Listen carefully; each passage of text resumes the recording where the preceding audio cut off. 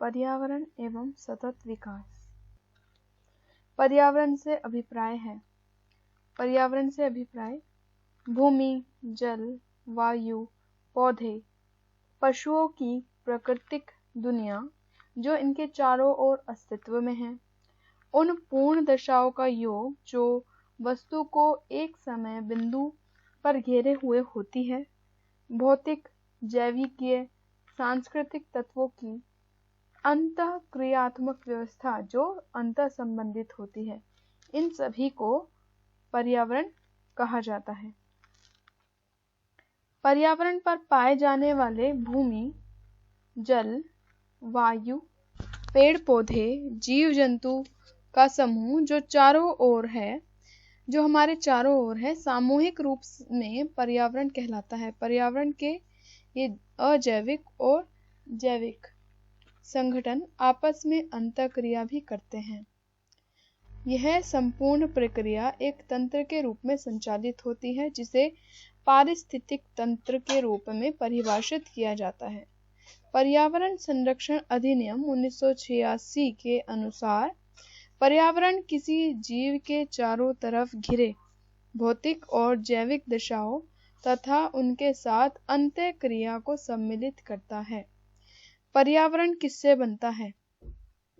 पर्यावरण किससे बनता है? पर्यावरण जीवीय घटकों से, भू आकृतिक घटकों से और अजैविक घटकों के से मिलकर बनता है।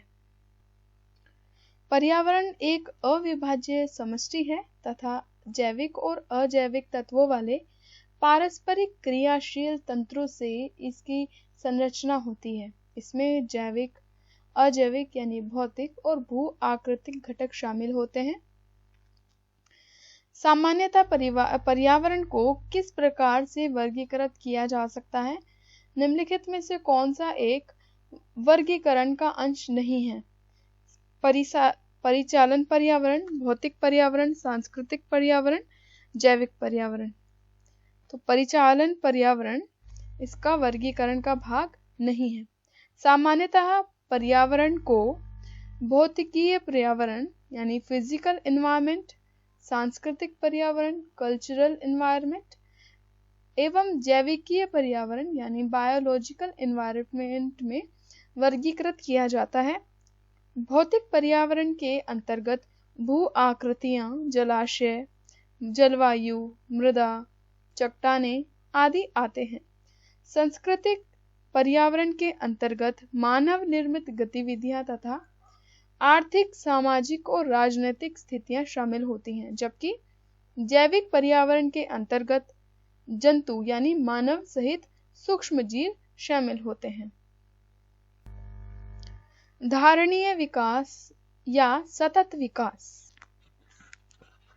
नीचे दिए गए कथन में जिनमें ए कथन है और दूसरा आर कारण है। कथन ए, सतत विकास मानव समाज के कल्याण हेतु महत्वपूर्ण है।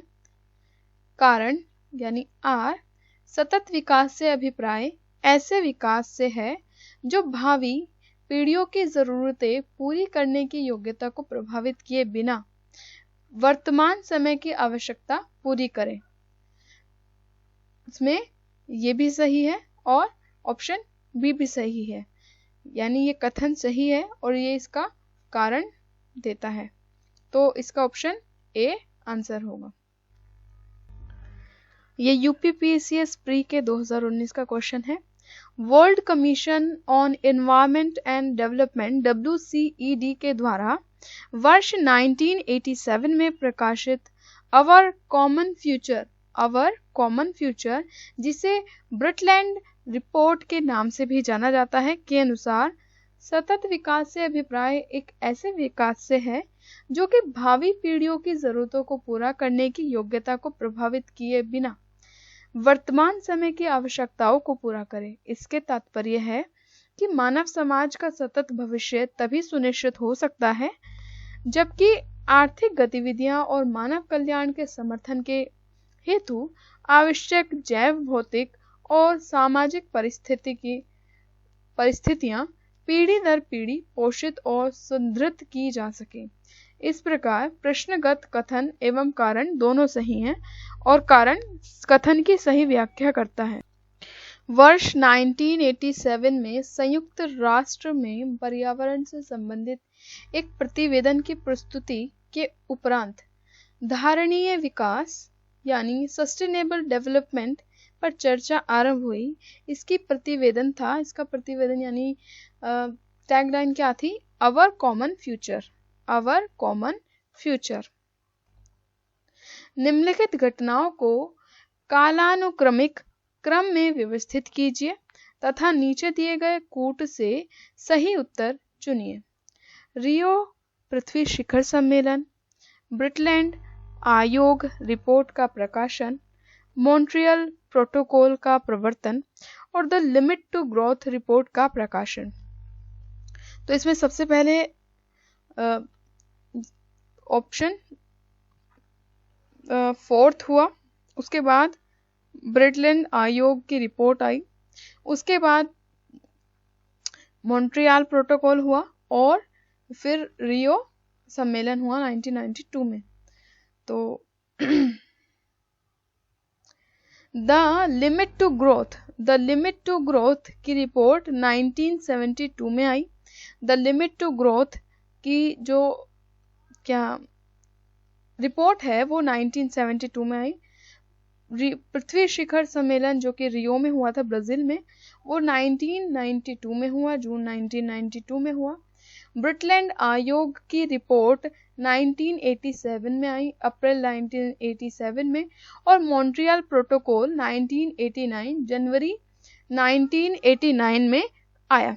तो the limit to growth report 1972, Rio पृथ्वी शिखर सम्मेलन जून 1992, ब्रिटलैंड आयोग की रिपोर्ट अप्रैल 1987, मॉन्ट्रियल प्रोटोकॉल का प्रवर्तन जनवरी 1989।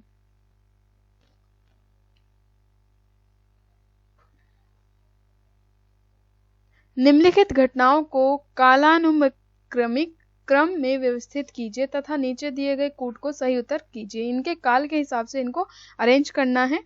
तो रियो पृथ्वी शिखर सम्मेलन, ब्रिटलैंड आयोग रिपोर्ट प्रकाशन, फिर मॉन्ट्रियल प्रोटोकॉल और the limit to growth report, इनमें से सबसे पहले से लास्ट क्या हुआ उसके अकॉर्डिंग अरेंज करना है। तो सबसे पहले द लिमिट टू ग्रोथ की रिपोर्ट आई, उसके बाद the limit to growth report आई, उसके बाद ब्रिटलैंड आयोग की रिपोर्ट आई जारी हुई, उसके बाद मॉन्ट्रियल प्रोटोकॉल आया 1989 में, और फिर फोर्थ में है लास्ट आया 1992 में रियो में पृथ्वी शिखर सम्मेलन, रियो पृथ्वी शिखर सम्मेलन।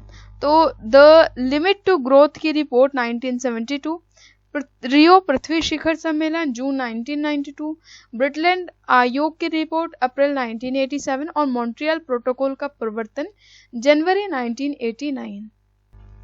धारणीय विकास किसके उपयोग के संदर्भ में अंतर पीढ़ीगत संवेदनशील का विषय है? धारणीय विकास किसके उपयोग के संदर्भ में अंतर पीढ़ीगत संवेदनशीलता का विषय है? प्रकृति संसाधन के।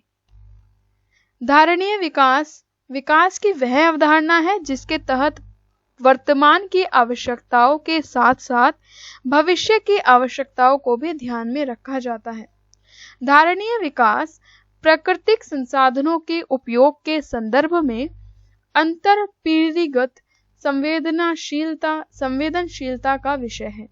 धारणीय विकास का मुख्य उद्देश्य धारणीय विकास प्राकृतिक संसाधनों के उपयोग के संदर्भ में अंतर पीढ़ीगत संवेदनशीलता का विषय है।